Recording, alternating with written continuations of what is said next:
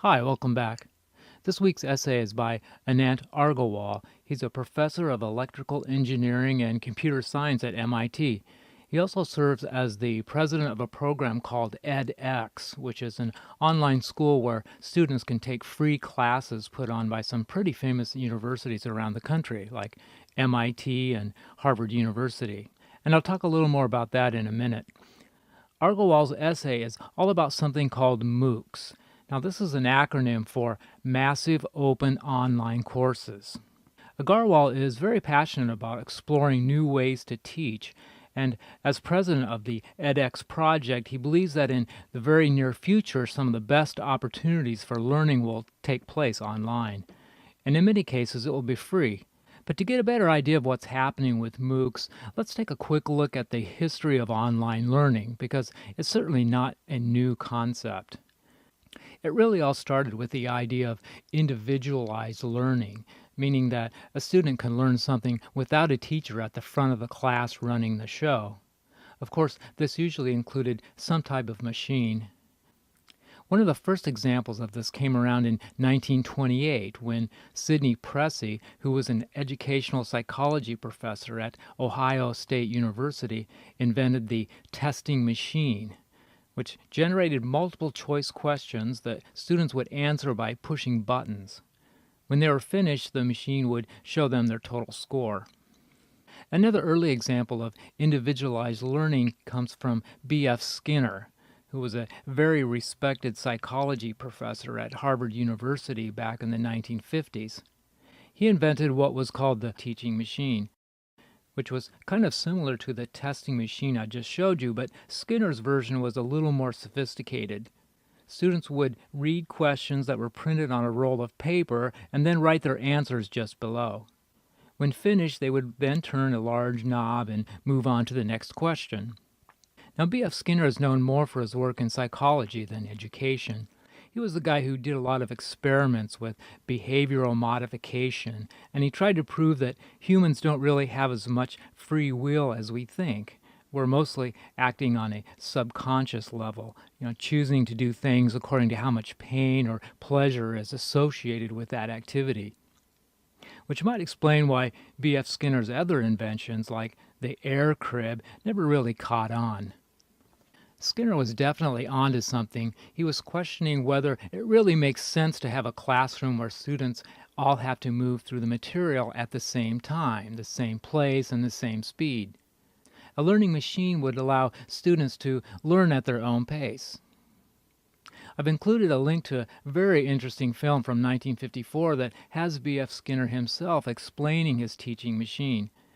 If you get a chance, you should check it out. It's only about 5 minutes, and I think you'll get a laugh out of watching this.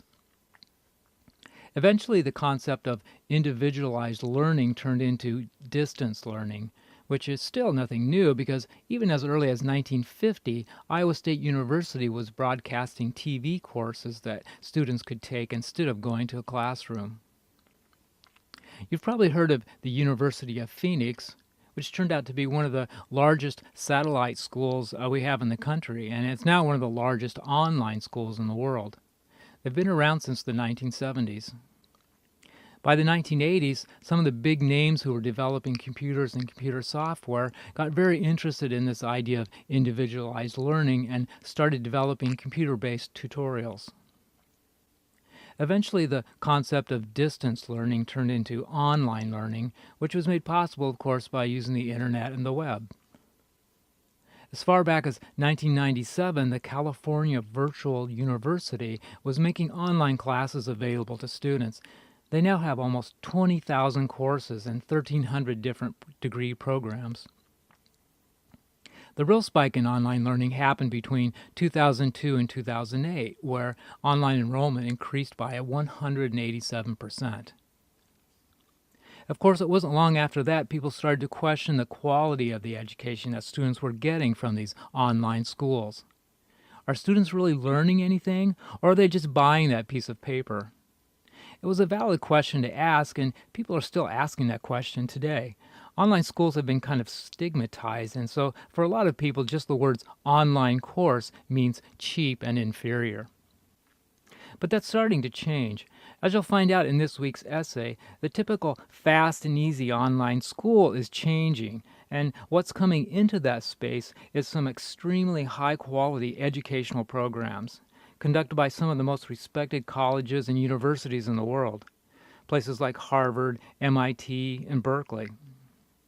Most of these are free, and those that aren't cost a very small fraction of what you would pay to attend those classes on campus. This movement has also spurred a lot of new online teaching websites that are devoted to providing really high-quality training and courses that employers are starting to take seriously when looking over the credentials of a job applicant. Sites like teamtreehouse.org, skillcrush.com. Now, it's hard to know whether these types of programs will ever replace conventional colleges entirely. But I have a hunch that being able to put some of these on your resume, in addition to your degree from Marshalltown Community College, might really give you an edge in the job market. I really think it would. Now, I've included another link to a short video that gives a nice overview of what MOOC is all about. You can find that link below on this page. Over the last couple of weeks, you've been learning how to construct a complete paragraph, which includes writing a topic sentence, which is typically the main point of your paragraph, writing the body sentences, which are details that support your main point, and a concluding sentence, which sums up what your paragraph is all about. This week we're going to take a look at how to apply these skills to a specific type of paragraph called a narration. Narration is writing that tells a story. A narration describes a sequence of events with vivid details about the people and the places that are part of that story. In Chapter 5 of your textbook, you'll find some helpful tips for how to approach this type of writing. Also, to give you a better idea of what narration writing is all about, I've included a link to a short essay by Don J. Snyder. One of the things I like about Snyder is that he is a master of the narrative paragraph. As you read his essay, notice how each of his paragraphs tells some type of a story, with vivid details about different events that took place on his family's farm. After you have read the Snyder essay, I'd like you to try writing a narrative paragraph of your own. Be sure to look over Chapter 5 of your textbook for some tips on how to get started, and then use the Snyder essay as inspiration for telling your own story.